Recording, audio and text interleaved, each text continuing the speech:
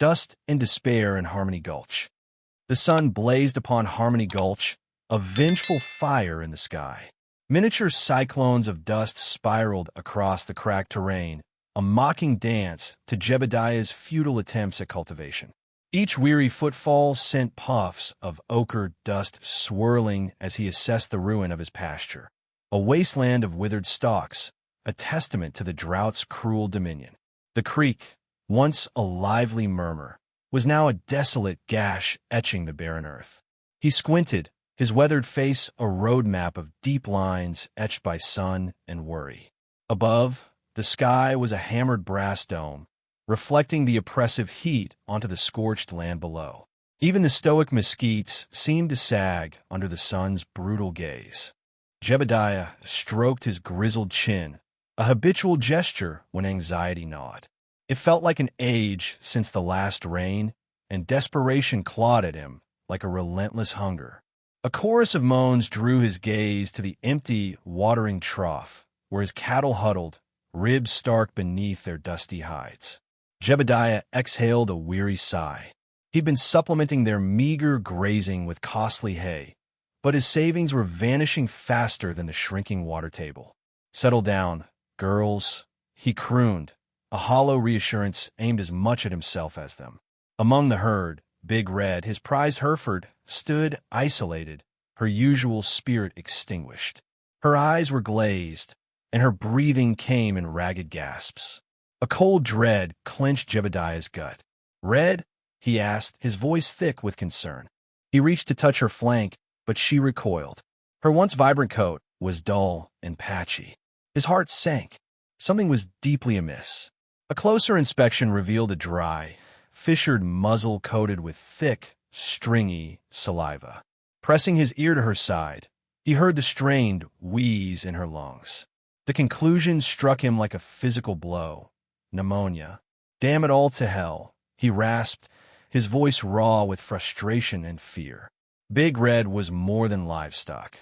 She was the linchpin of his breeding program, the future he envisioned. Her loss would be devastating, both economically and emotionally.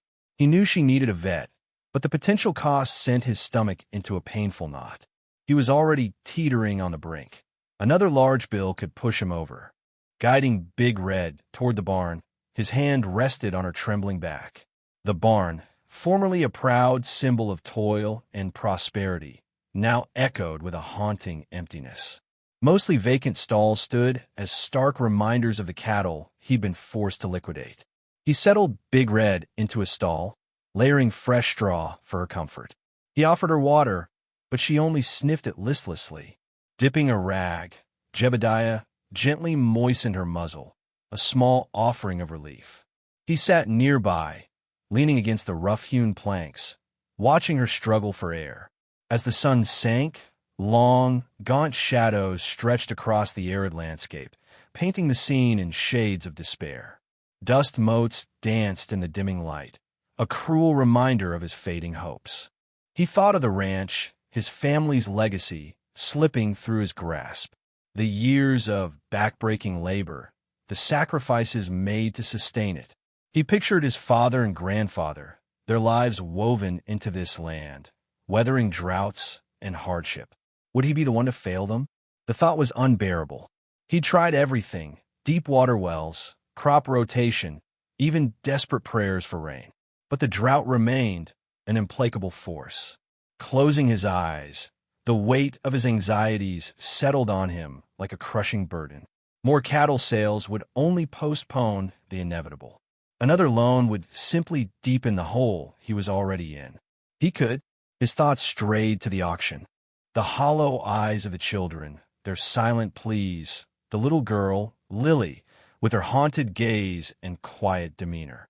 A strange sensation, difficult to define, had moved him to bid on her. He shook his head, banishing the memory. Now was not the time. He had to save Big Red, save the ranch. Yet, Lily's face lingered, a tiny flicker of light within the vast darkness of his despair. A spark that refused to die. The auction of hope and sorrow. The ride to Harmony Gulch was a study in slow decay.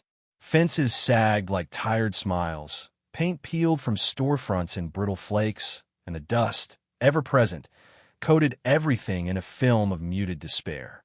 Even the normally bustling main street felt listless, the few remaining businesses clinging to life like tenacious weeds in a cracked pavement. Jebediah guided Blue past the boarded-up feed store, the silent testament to another casualty of the drought. The auction was held in the town square, the air thick with the mingled scents of sweat, dust, and disappointment. A makeshift stage had been erected, draped with a faded banner proclaiming Harmony Gulch, a future built on grit. The irony stung. Jebediah dismounted, tethering Blue to a wagon wheel. The crowd was a motley collection of ranchers, farmers, and townsfolk, their faces etched with worry and resignation.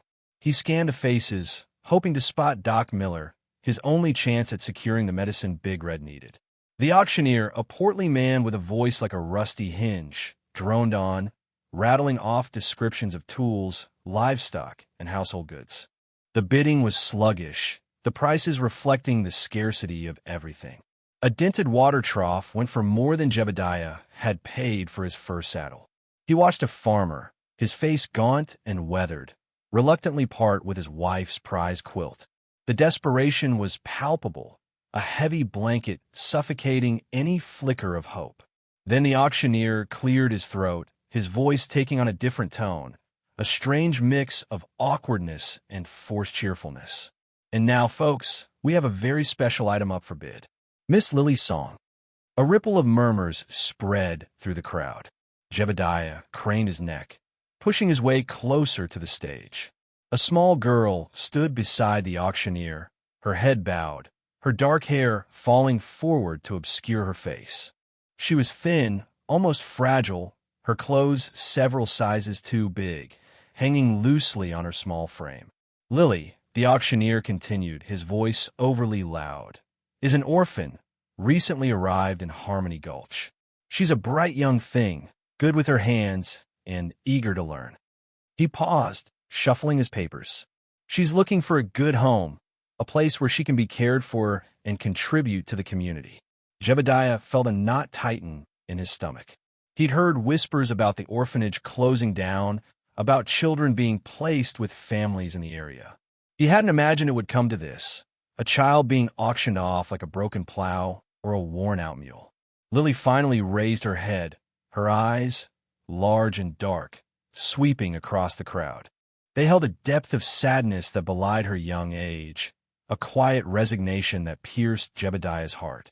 He saw a flicker of something else, too, a spark of intelligence, a hint of resilience. Agnes Plumtree, her face pinched with disapproval, leaned towards her neighbor, her voice a sibilant whisper. Imagine selling off a child like that. Shameful, I say. And look at those clothes, probably riddled with lice. Her neighbor, a stooped woman with kind eyes, frowned. Agnes, that's enough. The poor child has been through enough already. The auctioneer started the bidding. Now, folks, who'll give me $5 for this lovely young girl? She's healthy and strong, a real asset to any household.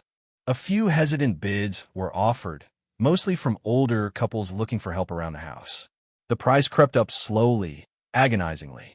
Jebediah watched, his mind racing. He barely had enough money to buy the medicine for Big Red, let alone care for a child.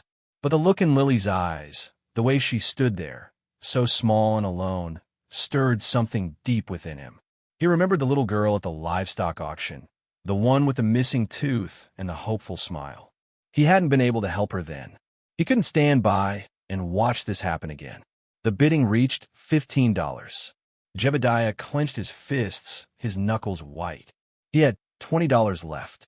$20 to save his ranch, or to give a little girl a chance at a decent life. An unexpected purchase.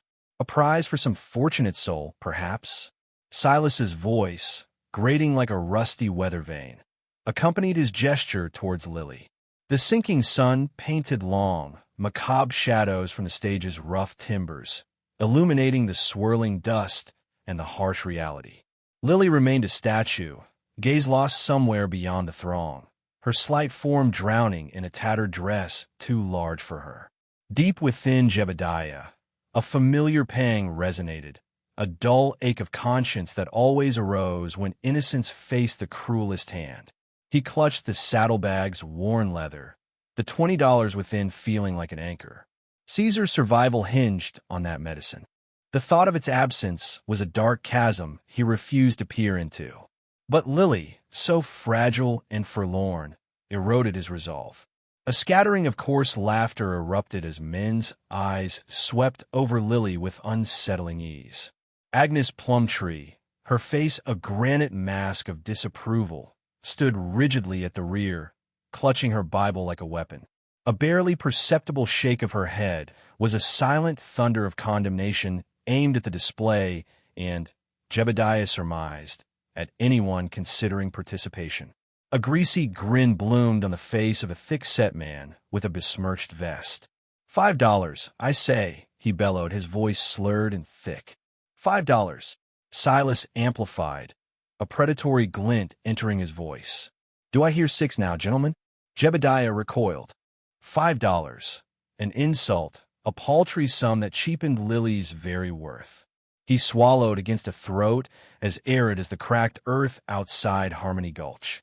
The bidding climbed, punctuated by Silas's increasingly eager calls and the lewd jests echoing through the crowd. 7, 8, 10. Jebediah's grip on his saddlebags tightened until the leather creaked. Each offer landed on his spirit like a physical blow. He glanced at Caesar, tethered close by, head drooping, his once glossy coat now lusterless. Il est $20. The man in the soiled waistcoat seemed poised to claim his prize, swagger evident in his stance as he began to anticipate his depraved victory. Something within Jebediah fractured. An inexplicable surge, a reckless wager against logic and necessity. He simply couldn't permit this. $12, Jebediah croaked, his voice a bare whisper against the auctioneer's sing-song. A sudden hush enveloped the crowd. Every eye swung to Jebediah, a kaleidoscope of astonishment and disbelief mirrored in their gazes. The recluse, the man wedded to solitude and his failing homestead. Why would he bid on a girl? Silas's eyes widened, a brief, genuine surprise momentarily eclipsing his practiced facade. $12. Will anyone offer 13? He scanned the crowd, his gaze pausing on the burly man, whose face now contorted in aggrieved annoyance. The man hesitated, then with a shrug, spat a brown stream onto the dirt. Let the old fool have her, he mumbled. Silas, recovering his composure, fixed his gaze back on Jebediah.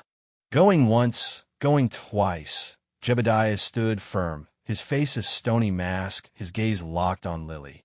She hadn't stirred, hadn't reacted, utterly detached, a phantom witnessing her own demise. Sold, Silas declared, the gavel cracking like a gunshot. To Jebediah Blackwood for $12. A collective murmur swept through the assembled onlookers. Agnes Plumtree's lips compressed into a razor-thin line of disapproval. She spun on her heel and marched off, her back a rigid testament to righteous indignation. The burly man roared with laughter, slapping his thigh.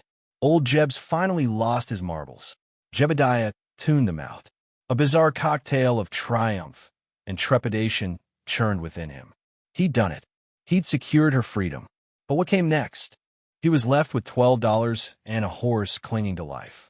He was ignorant of children, clueless on how to care for her.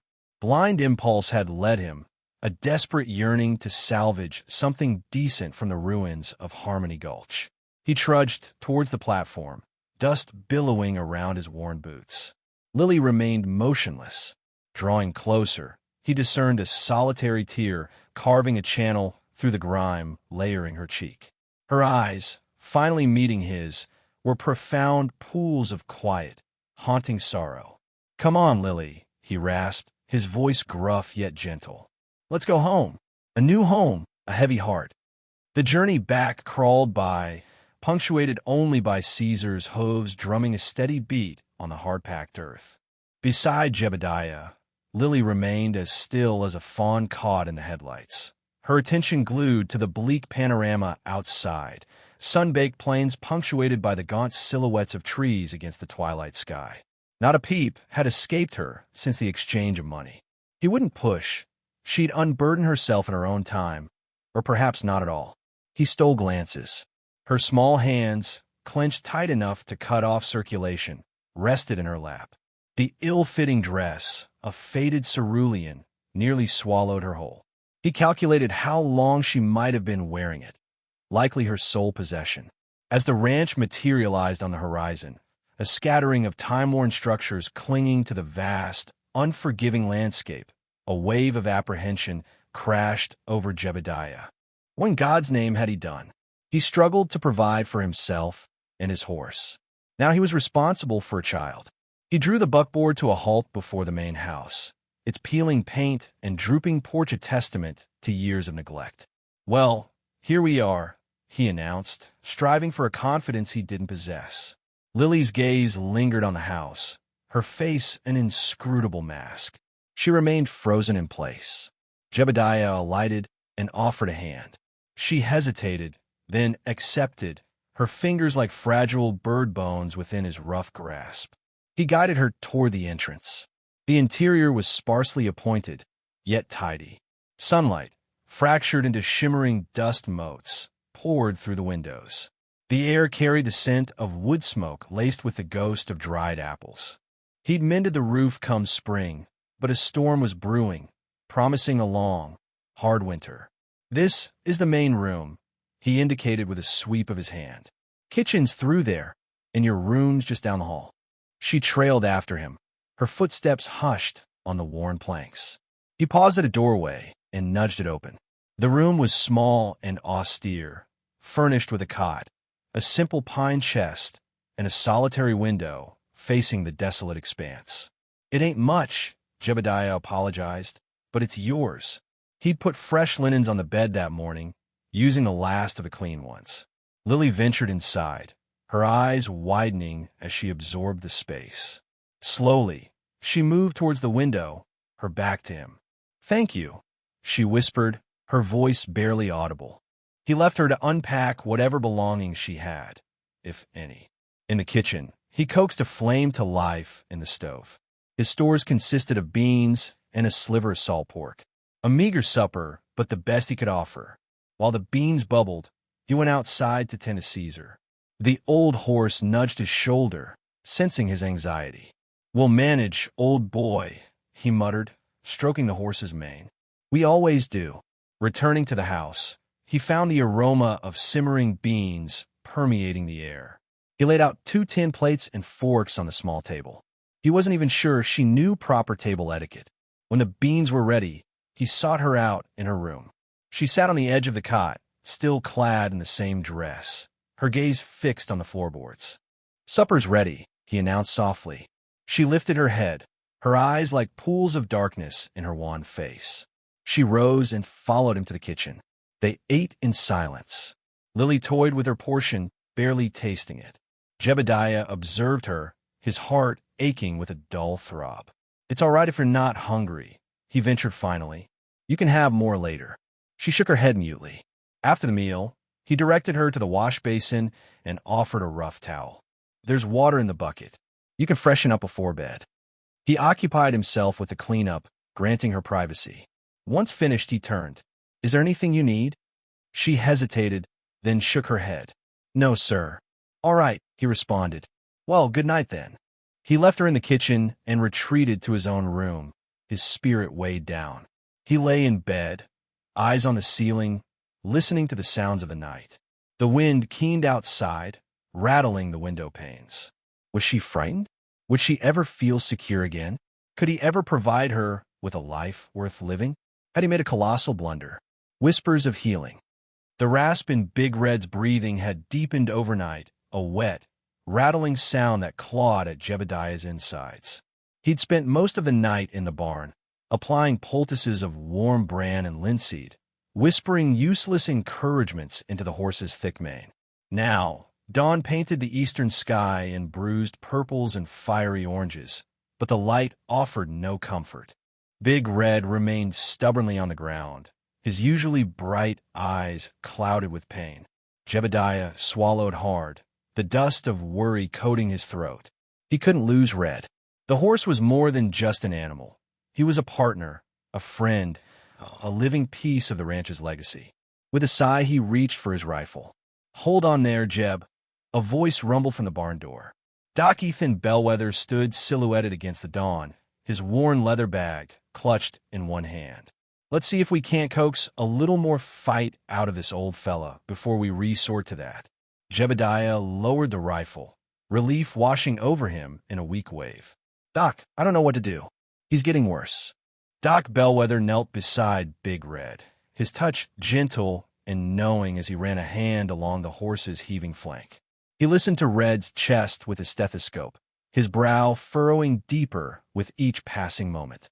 The air hung thick with the smell of hay, manure, and a faint, metallic tang of blood.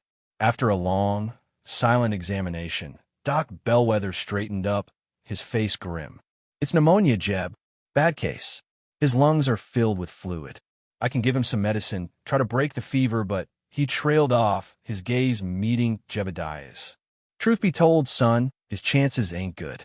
He's an old horse, and this drought hasn't done him any favors." Jebediah felt a punch to the gut. "So what do we do?" "We fight," Doc Bellwether said, his voice firm. "We keep him warm, hydrated, and comfortable. I'll give you some medicine to administer, but you need to be prepared for the worst." He prescribed a course of antibiotics and a cough suppressant, explaining the dosage with careful precision. Jebediah nodded, his mind already racing. The medicine would cost money he didn't have. He'd already stretched his credit at the mercantile to its limit. Later that morning, after spoon-feeding Big Red a mash of oats and molasses laced with Doc Bellwether's medicine, Jebediah stood on the porch, staring out at his parched fields. The sun beat down mercilessly, baking the earth into a cracked, unforgiving landscape. He needed to find a way to pay for the medicine, to give Red a fighting chance. His gaze drifted to the western boundary of his land, to the rolling hills that sloped down towards the creek. That parcel was the most fertile part of the ranch, the only area still yielding a decent crop. It was also the land his father had always sworn he'd never sell. But what choice did he have? He could sell a portion of it, just enough to cover the medicine and maybe buy some extra feed. It would be a sacrifice, a painful one, but might save Big Red. He leaned against a porch post, the rough wood biting into his skin. "Damn it all," he muttered, running a hand through his thinning hair. Unseen, unheard, Lily stood just inside the doorway, her small frame partially hidden by the shadows. She'd been drawing in the dirt, a series of concentric circles that seemed to ripple outwards from a central point. The circles stopped abruptly as she listened, her eyes wide. She didn't understand all the words, but she understood the desperation in Jebediah's voice. She remembered a similar desperation in her mother's voice, the hushed tone she used when bartering for medicine or foraging for herbs in the woods. Her mother had known about plants, about the healing power hidden within leaves and roots. She'd brewed teas for fevers, poultices for wounds, and syrups for coughs. Lily had watched her, mesmerized, as she transformed ordinary weeds into potent remedies. She remembered the smells, the earthy scent of ginseng, the sharp tang of willow bark, the sweet fragrance of chamomile. As Jebediah walked past her into the house, Lily stayed where she was, replaying her memories. A thought flickered in her mind, a tiny spark of hope. Perhaps, just perhaps, she could help. The secret poultice.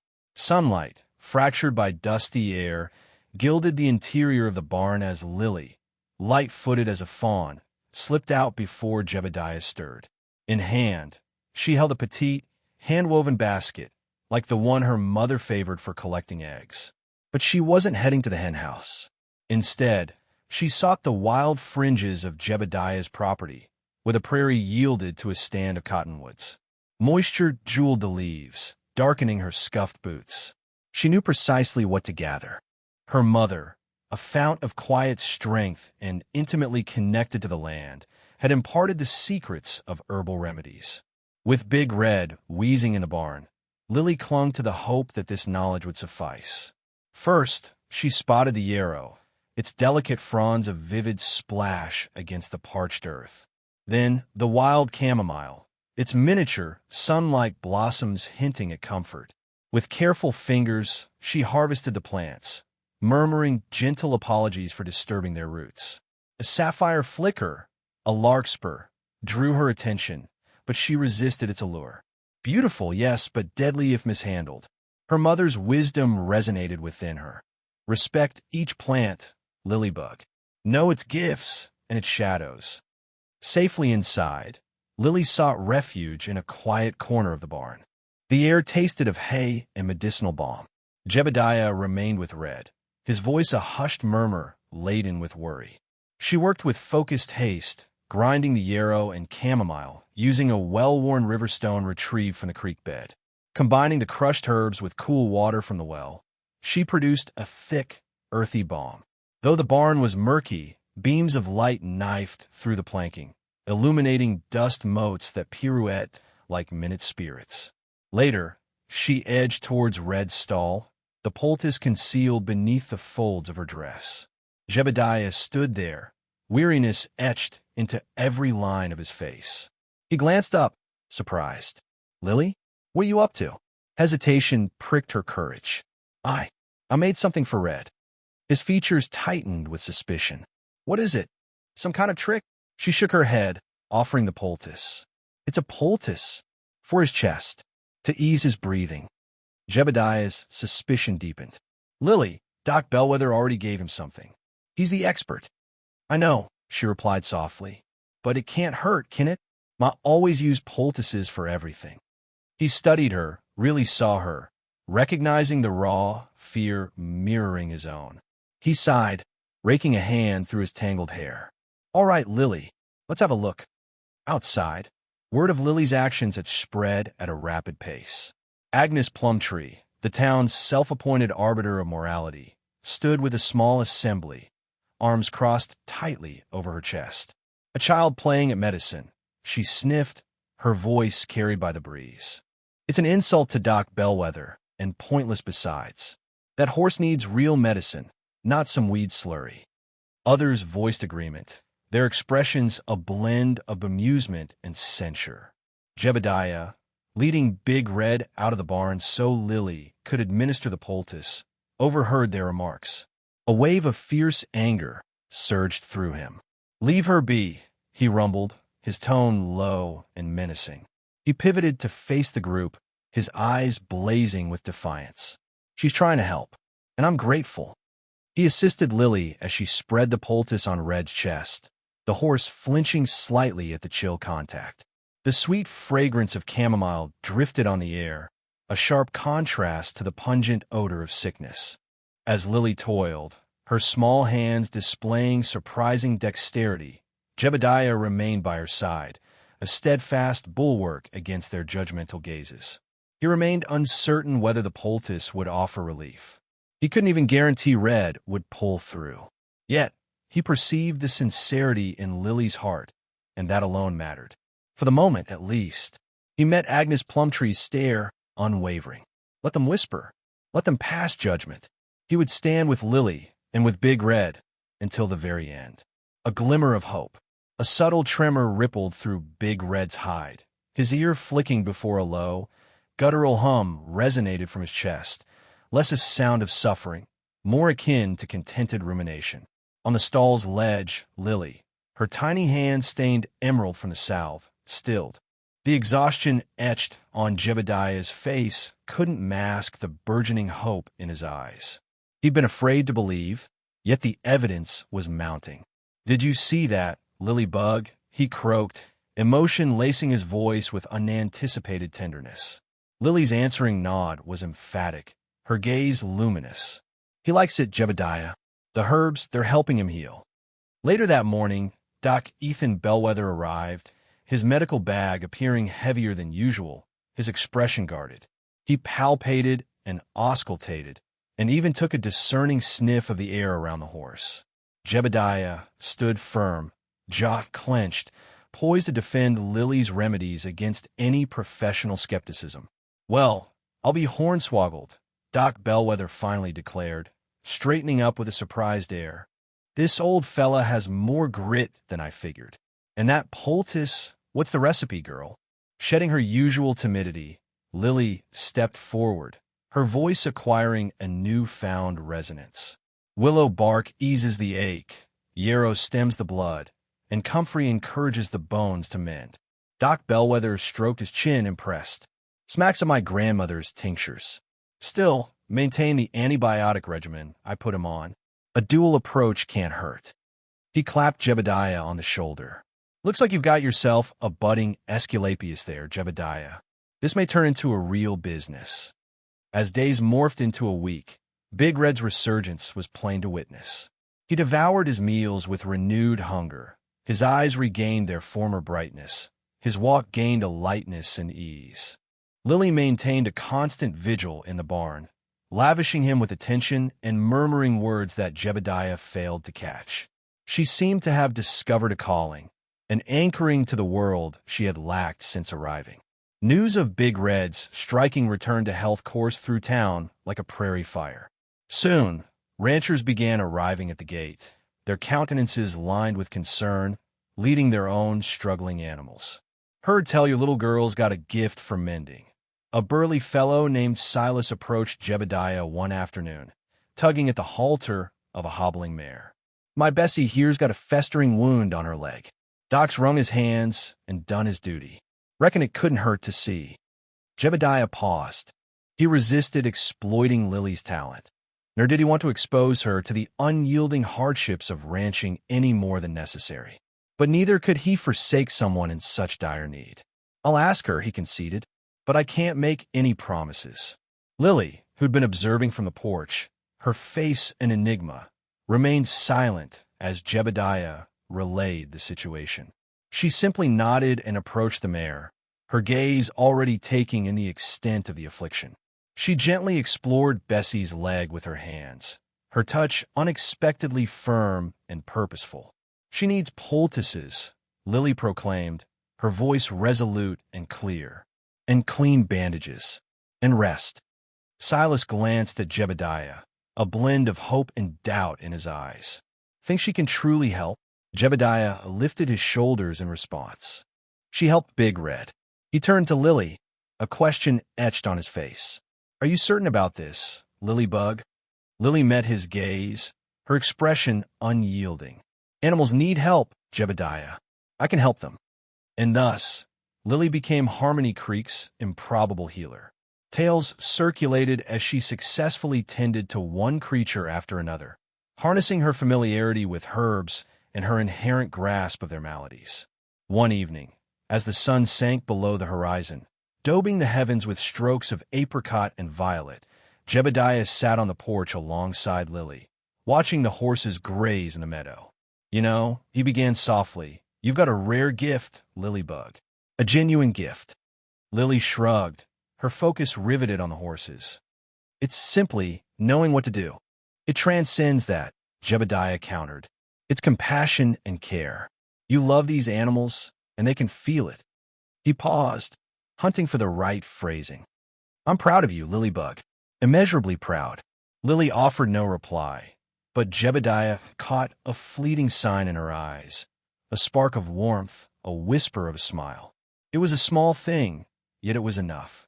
It was a beacon of hope, not just for Big Red and the afflicted animals of Harmony Creek, but for Jebediah himself, and for the fragile connection budding between him and the girl who had unexpectedly become his daughter. Harmony Gulch Fair. The morning of the Harmony Gulch Fair dawned crisp and gold, painting the rolling hills in hues of amber and ochre. Lily hummed a tuneless melody as she brushed Big Red's coat until it gleamed like polished copper. Jebediah watched, a rare smile crinkling the corners of his eyes. He'd spent the last of his dwindling savings on a new saddle blanket, a vibrant tapestry of blues and reds depicting a soaring eagle. It was a small extravagance, a silent thank you to both Lily and the horse that had unwittingly become their salvation. Easy now, girl, Lily murmured, her fingers tracing the faint scar on Big Red's leg, a testament to the near-fatal infection. She applied a final layer of her herbal salve, the scent of lavender and rosemary mingling with the earthy aroma of the stable. Jebediah handed her a bright red ribbon, which she carefully braided into Big Red's mane. "Ready to show him what you're made of, Red?" Jebediah asked, his voice thick with emotion. The horse nudged him affectionately, as if understanding the weight of the day.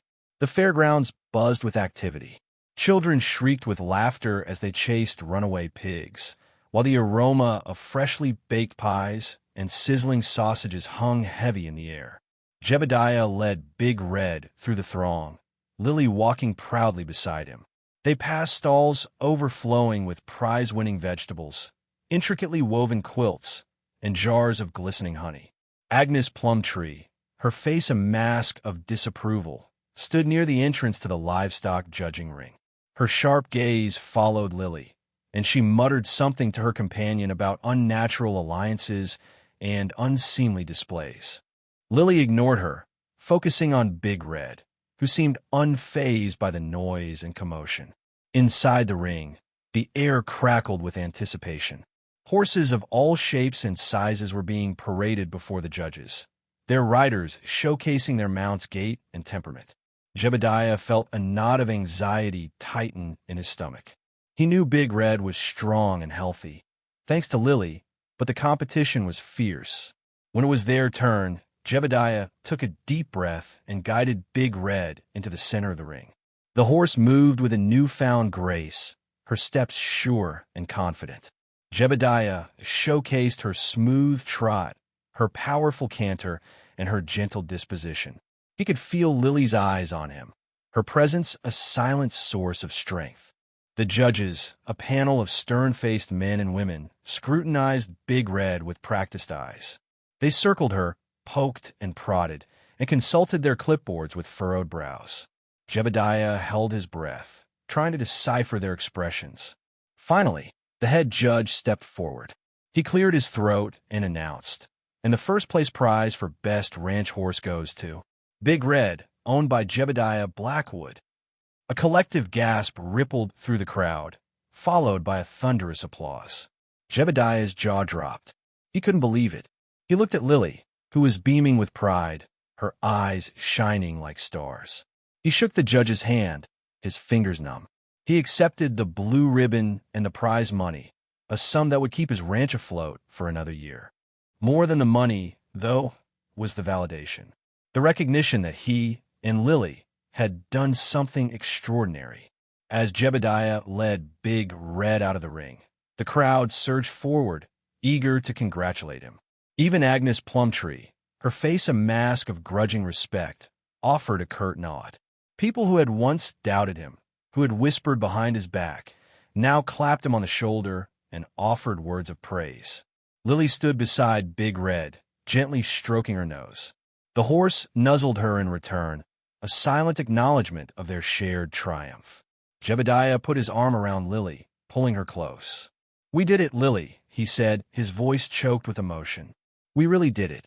The Harmony Gulch Fair, once a symbol of Jebediah's impending doom, had become a celebration of hope, resilience, and the unexpected bond between a struggling rancher and the orphan girl who had saved him. As the sun began to set, casting long shadows across the fairgrounds, Jebediah knew that their journey was far from over. But for the first time in a long time, he felt a sense of optimism, a belief that together they could overcome any obstacle that lay ahead. The scent of victory mingled with the aroma of the fair, creating a heady perfume that promised a brighter future. A family forged in kindness. The echoes of Big Red's triumph lingered in Jebediah's mind as he stood beside Lily, the setting sun draping the fairgrounds in a fiery, golden cloak. A deep warmth bloomed inside him, fueled not just by the victory, but by the quiet fortitude he perceived in Lily's gaze. He cleared his throat, the sound unusually loud in the sudden hush. Agnes Plumtree, her features still taut with disapproval, stood close by, arms crossed, yet even she leaned in with a flicker of interest. Doc Ethan Bellwether, a man known for his taciturn nature, observed him with an inscrutable look. "Folks," Jebediah began, his voice a touch gravelly but resonant, "I owe you an admission." He paused, his gaze traveling over the assembled faces. When I brought Lily home from that auction, I know some of you harbored doubts. If I'm honest, so did I. A ripple of murmurs passed through the crowd. My thoughts were only for myself, for how she might benefit the ranch. I failed to consider her needs. He glanced down at Lily, her hand resting gently on Big Red's powerful frame. I was mistaken. He inhaled deeply. This triumph today, it's not solely about Big Red's spirit or my training. It is about Lily. He noted a flash of puzzlement on Agnes Plumtree's face. When Big Red took ill, I was prepared to concede. I believed his race was run. But Lily, with her knowledge of herbal remedies and her unwavering commitment, she coaxed him back to vitality. She's why he stands before you today. He knelt beside Lily, his calloused hand covering hers. Lily's song, he declared, his voice thick with emotion. You arrived as an orphan, a newcomer.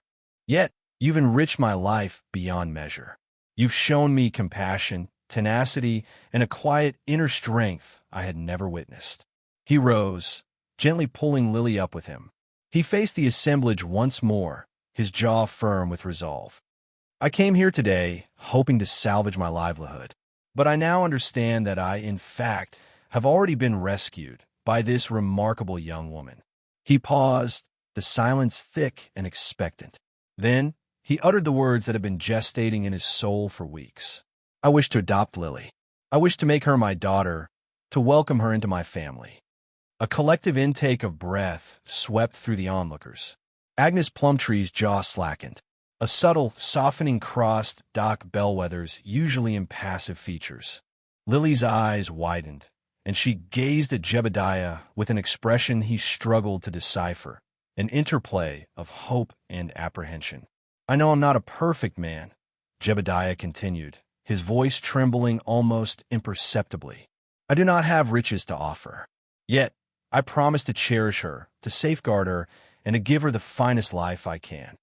He turned toward Lily again, his heart overflowing. Lily, will you accept me?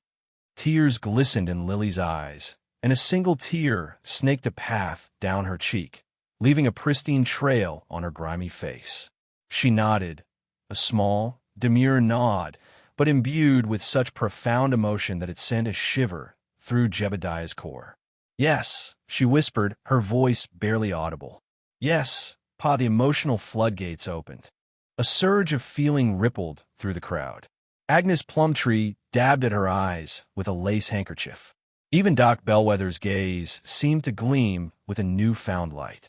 A cheer erupted, eclipsing even the raucous applause that had greeted Big Red's victory. People surged forward, offering congratulations, words of encouragement, and heartfelt blessings. Jebediah felt a hearty clap on his back. It was his neighbor, Old Man Hemlock, a man who rarely engaged with others. You done right, Jebediah, Hemlock croaked, his voice surprisingly tender. Real right.